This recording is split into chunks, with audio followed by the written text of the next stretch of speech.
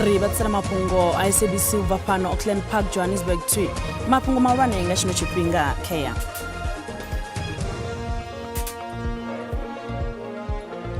Mongwaleli generala wa lehoro la ANC bo fikile Mbalula ba ri bo David Mabuza bo ba mkonanyi kha lehoro la ANC.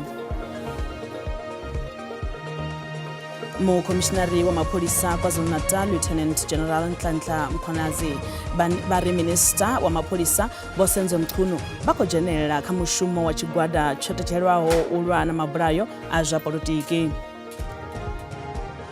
I would say as agriculture we will survive, but industry-wise there's meaningful impact on the short term.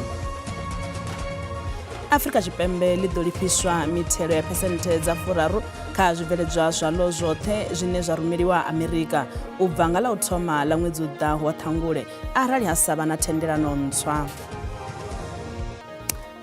Ndi madekwana nne ndi Jennifer Matsila ri kubatsira mafhungo fhano kha SABC 2 kha ri vhe roṱhe.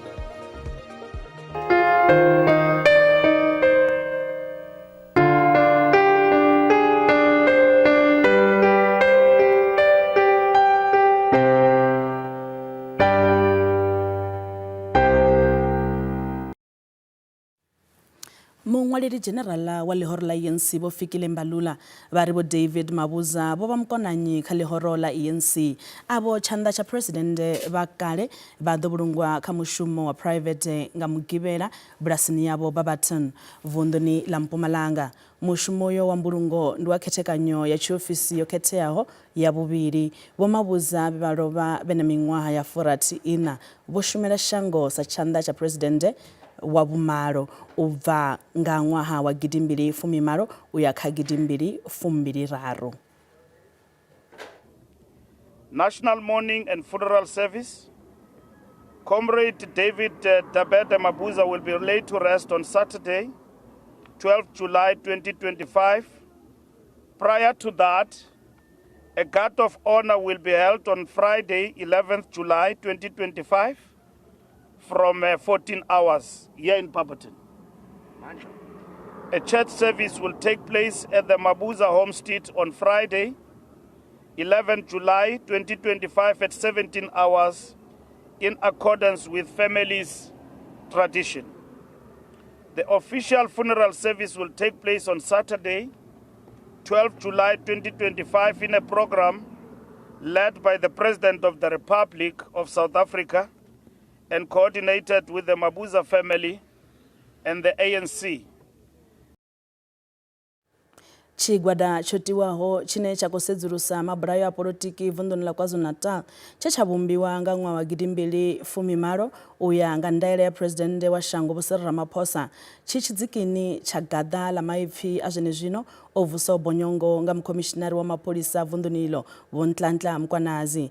Nga ṅwedzi wa Phando, minister wa muhasho wa mapolisa Bosenzo Mchunu kha luṅwalo lwavho lwo livhiswaho kha mkomishinari wa lushaka wa mapolisa Vho Fani Masimula vho ḓo ṋea ndaela ya uri chigwada icho chotiwaho sedzulusa mabulayo a politiki tshifhaladzwe na zwenezwo. Vho Mkhwanazi vha khou sasaladza minister malugana na zwine vha ri vha khou dzhenelela kha mushumo wa chigwada icho.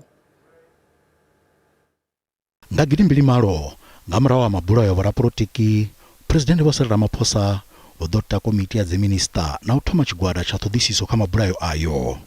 Mabulayo ayo o vha a tshi khou dzinginisa tshiimo tsha vunḓu la KwaZulu-Natal.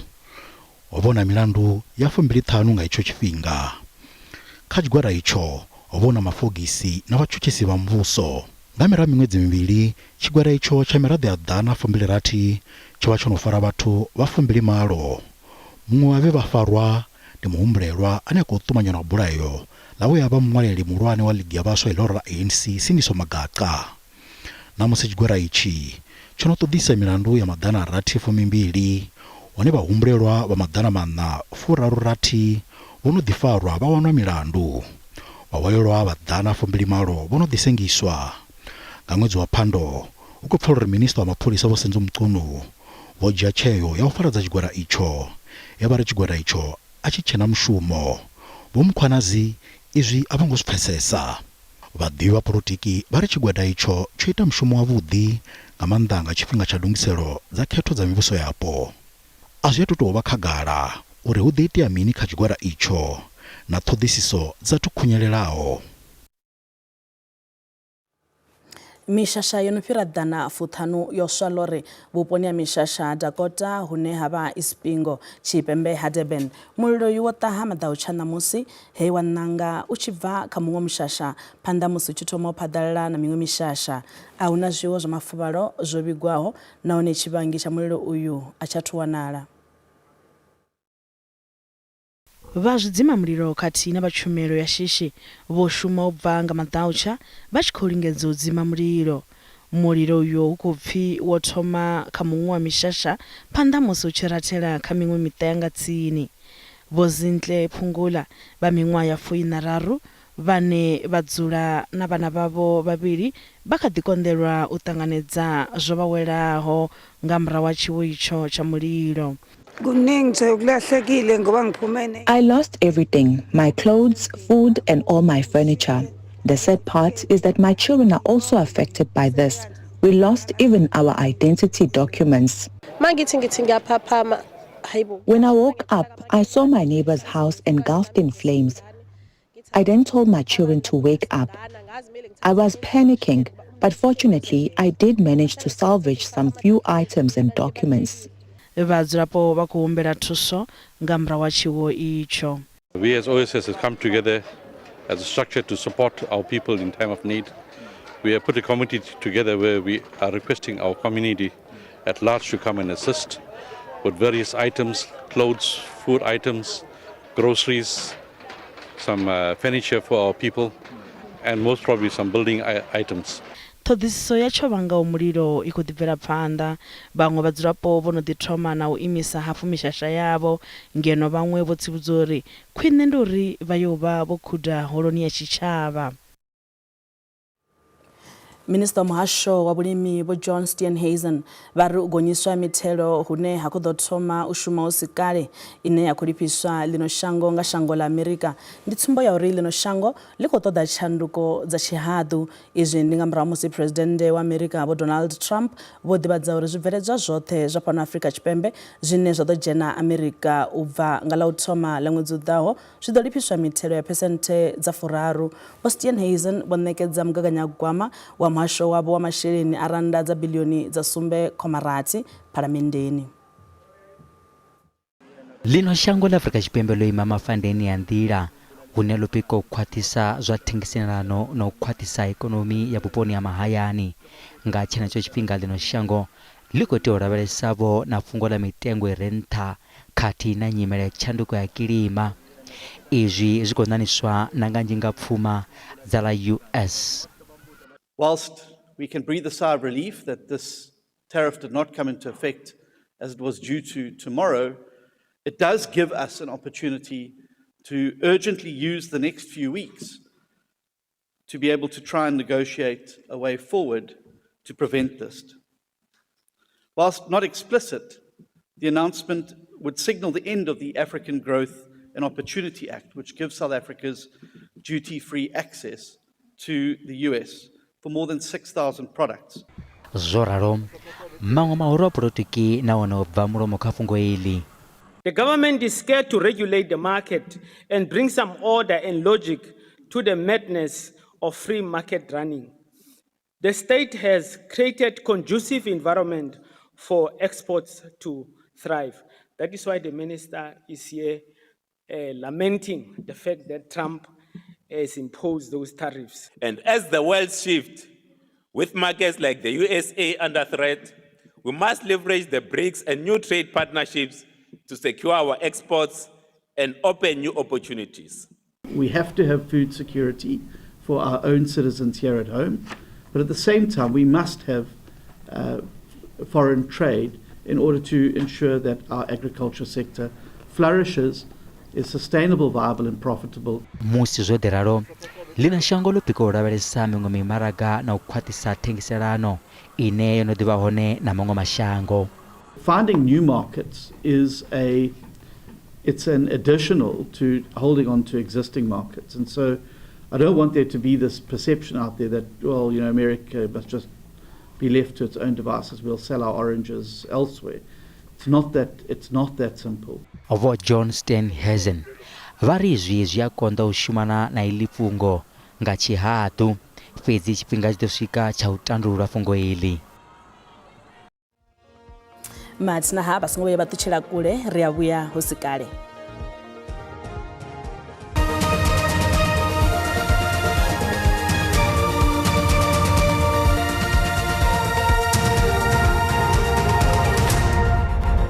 Rikodo wapo batanganedza Mafhungo pano ka SABC 2 ka River Panda. President wa shango la America bo Donald Trump wandadza lunwalo lwe bangwalera president wa pano bo Cyril Ramaphosa kha zwilelidzi zwabo zwa vhudavhidzano zwa Truth Social vhachikhoba dibadza nga tshanduko dza mithelo ya percent dza furaru kha zwibveledzwa zwa pano Africa Tshipembe zwine zwa ḓo dzhena America u bva nga ḽa u thoma ḽa ṅwedzi uḓaho. Nga nnḓa izwo bo Trump vha khou ita na u kaidza ḽino shango uri arali ḽa nga fanywa ḽa gonyisa mithelo yalo kha zwibveledzwa zwo no ṱunḓiwa u bva America izwo shango la America ḽi ḓo lifhedza nga u engedza miṅwe mithelo nga nṱha iyo ya percent dza furaru. Bo Trump vha khou ita na u shushedza mashango ane a vha mbumbano ya BRICS uri a ḓo gonyiselwa miṅwe mithelo ya percent dza 10 nga nṱha mithelo yo pimiwaho. Africa Tshipembe ndi ḽiṅwe ḽa mashango e a rumela ḽiṅwalo ḽi na muthelo une wa tea u badelwa kha zwibveledzwa zwine zwa rumelwa kha la United States uri u fana na Japan, South Korea na Malaysia. President wa la US bo Donald Trump vha ru bva nga ḽa u thoma ṱhangule muthelo wa zwibveledzwa zwine zwa bva kha ḽino u ḓo thoma u shuma. The president will also sign an executive order today delaying the July 9th deadline to August 1st. So the reciprocal tariff rate or these new rates that will be provided in this correspondence to these foreign leaders will be going out the door within the next month, or deals will be made. And those countries continue to negotiate with the United States. We've seen a lot of positive developments in the right direction, but the administration, the president and his trade team want to cut the best deals for the American people and the American worker. That's what they're focused on.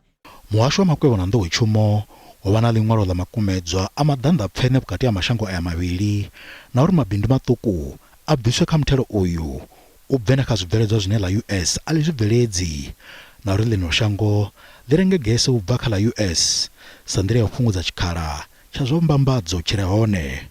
Bon Trump vho ita na tshutshedzo ya muthelo wa percent dza 10 kha mashango wa mbumbano ya BRICS. President feels, generally speaking, that BRICS is seeking to undermine the interests of the United States. It's the president's utmost responsibility to put the interests of the United States first. That's how he views his job as president. So he's going to ensure that America is fairly treated on the world stage, and he'll take any action necessary to prevent countries from taking advantage of the United States and our people. Izwi ndizvo president wa lino Cyril Ramaphosa vamba phanḓa musi vha tshi takuwa u vhuya ngei muṱanganoni wa BRICS kha Brazil. It is really disappointing that when there is such a very positive collective manifestation such as BRICS, there should be others who see it in negative light and want to punish those who participate in this. It cannot be and should not be. We should be respecting the sovereignty of countries. We should be respecting that we are all equal. Vo Trump ari muthelo wa percent dza furaru ndi muṱukusa ho sedzwa phambano ya mbambadzirano vhukati ha mashango aya, nahone hu ḓo dovha hafhu ha lavheleswa muthelo arali ḽino shango ḽi tshi khou tenda u vula maraga waḽo uri la US ḽi kone u vhambadza. Vhadzulapo vha Tshivuyuni nnḓanyana ha Louis Richard vunḓuni ḽa Limpopo vho sumbedza u vhaiswa nga zwiito zwa vhuyaḓa kha khonṱhiraka ya u fhaṱa fhethu ha zwa mitambo. Vha masipala wa Makhado vho no badela masheleni a randa dza miḽioni dza 10 fhedzi ra khonṱhiraka u ṱutshela iyo thandela i songo khunyeledzwa. Thandela iyo ya u vusuludza fhethu ha mitambo yo thoma nga ṅwaha wa 2003 yo tetshelwa u khunyelela nga murahu ha miṅwedzi ya sumbe. Vhugalatenga ha vhaṱaleli, mabunga na luvhanḓe lwa u tambelwa mitambo yo fhambanaho u fana na netball zwo fhaṱiwa zwi si fhele. Masipala wapo wa Makhado wo thola miṅwedzi ya khonṱhiraka u fhedzisa u fhaṱa luvhanḓe lwa zwa mitambo lwa masheleni a randa dza miḽioni dza 17 lwa Tshivuyuni. Fhedzi mushumo uyo a u nga leluwi vhunga hu tshi ḓo ṱoḓea maṅwe masheleni a dzi miḽioni vhunga ri konṱiraka wa thoma yo thandela o litsha ono badeliwa masheleni a paṱaho randa dza miḽioni dza 10. Vhadzulapo a vha khou takalela zwino itea henefho kha mushumo wa u fhaṱa luvhanḓe. Ndi mafhungo ane sa tshitshavha sa community roṱhe na nṋe ndi khou ḓipanga nga ngomu hazwo ri fari zwavhuḓi ngori like ndi miṅwaha zwo thoma ri nga vha ri khou amba miṅwaha miraru miṱanu hanefhaḽa a hu na progress ya hone ndi u sokou fara ha litshiwa farwa ha litshiwa. A zwi khou mpfara zwavhuḓi ngori zwino ndi tshifhinga zwino ndo vhuya nda tou ya huṅwe dala ndi tshi vhuya nda no zwi tshe kha still a to tshimbila tshithu zwi tshe henefho. Zwa zwino ndi nga si tori u sure ngori vha vhona zwino zwi tshe kha process nyana. Last year ho vha still ho si tsha khou shumiwa hafha fhethu ho vha tou imiwa kha hold. Vhaṅwe vhadzulapo vha khou takalela zwa u tholiwa muṅwe ri konṱiraka. We do not feel good. We are not good. The corruption is big. It has been on hold for more than 2 years. And it's been a long time. The progress is not going so well. Ri konṱiraka muswa o kwasha luvhanḓe lwa u tambelwa kha yo mitambo yo fhambanaho lwe lwa fhaṱiwa nga konṱiraka o ṱuwaho vhunga hu tshi pfhi lwo vha lu songo khwaṱha. Mugaganyagwama wa mushumo wa u fhaṱa luvhanḓe u pfhi wo engedziwa u bva kha randa dza miḽioni dza 17 u ya kha randa dza miḽioni dza 21. Muambeli wa masipala wa Makhado Vho Mpho Thando vho amba zwa uri vha ḓo bvisela khagala zwidodombedzwa nga thandela mushumo wa u fhaṱa luvhanḓe lwa zwa mitambo wo no fhela. Zwi tshe zwo ralo vha Hawks hu pfhi vha khou ita ṱhoḓisiso kha zwine khou pfhi hu khou humbulelwa uri ho vha na zwiito zwa vhuaṱa kha thendela ya u fhaṱa luvhanḓe lwa zwa mitambo lwa Tshivuyuni. Nṋe ndi Michael Makungo wa Mafhungo SABC u bva Tshivuyuni.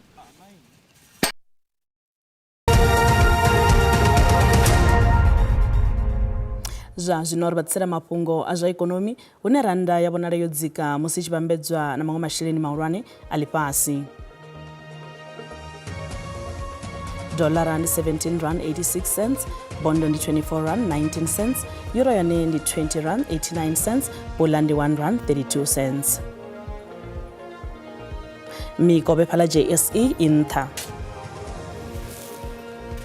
Kha zwibveledzwa musuku ndi $3,296, platinum ndi $1,340, oil i songo kunakisaho ndi $69.85 nga fagi.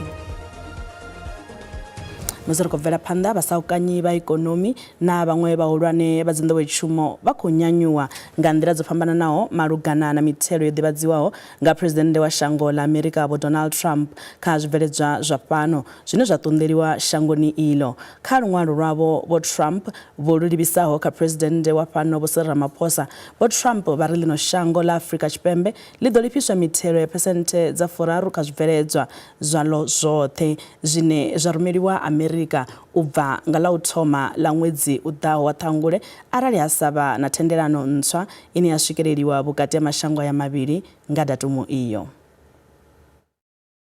If we think about South Africa's exports to America, it's about, well, barely 7% of our total export revenue. That's an important 7%. What's less clear is whether 30% tariffs applies to everything, or does it exclude some sectoral arrangements, such as platinum, titanium, other raw material? And that needs to be sorted out. If we have a look at his argument that he wants to punish us, as it were, or force us to change our hand, because in his words, we impose very unfair tariffs on goods imported from America, doesn't make sense either. I would say, as agriculture, we will survive. But industry-wise, there's meaningful impact on the short term. It's easy to say we need to diversify markets. In agriculture, it's not with a blink of an eye that you're going to diversify that market. It's going to take some time. So we need to have a different way. And I like the idea of, or the way that the minister said this. We kind of need to reset and rethink the way that we look into exports into South Africa. ubva kha nṋe mukololo wa matsila ndiri madekwana khavhe avhuḓi a dzivhulwani wa nenjelele wa tevhela na mutsho kha ri dovhe hafhu ri vhe roṱhe nga ḽavhuṋa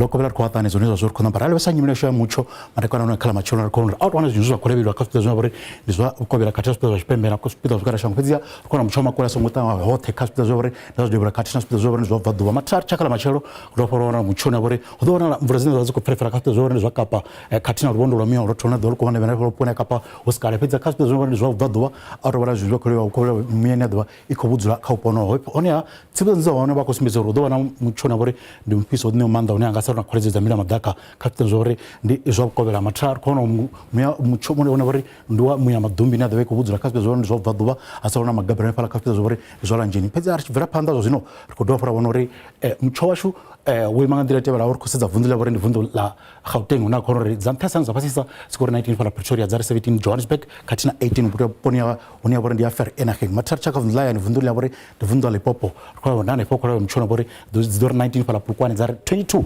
pala le katina 20 pala Mkopane matsari pala panda chaka vundu lavore ndi vundu la Mpumalanga nane pa kwa mchona bore dzidoska pala ka 19 pala Mbombela 24 pala Skukuza katina 16 ponia bore ndi Carolina chaka vundu lavore ndi vundu la KwaZulu-Natal apa kwa mchona bore naone ododura nyana pala Vryheid zasukaka 23 dzar 25 pala Ulundi katina 26 ponia bore ndia Richards Bay mataka vundu lavore ndi vundu la Eastern Cape hapa kwa mchono bore dodela stuku pala East London zeta 26 katina 23 ponia bore ndia Makhanda katina 27 ponia pela shango ne bore ndi ponia Gqeberha mataka vundu la Western Cape hapa kwa mchono bore angodropisa ngoralo unazoita 16 pala drobone Cape Town katina 18 pala Hermanus katina 18 ponia bore Cape Agulhas mataka vundu lavore ndi vundu la Northern Cape hapa kwa mchono bore dodela stuku lichama charo zaita 22 pala Uppington katina 22 Springbok katina 19 ponia bore ndia Kimberley mata richaka vundu la Free State hapa kwa mchono bore dodela makole asongotanya hothe hospital zinzo vundiri pedzi zaita 19 pala Bothaville katina 15 Frankfurt katina 13 pala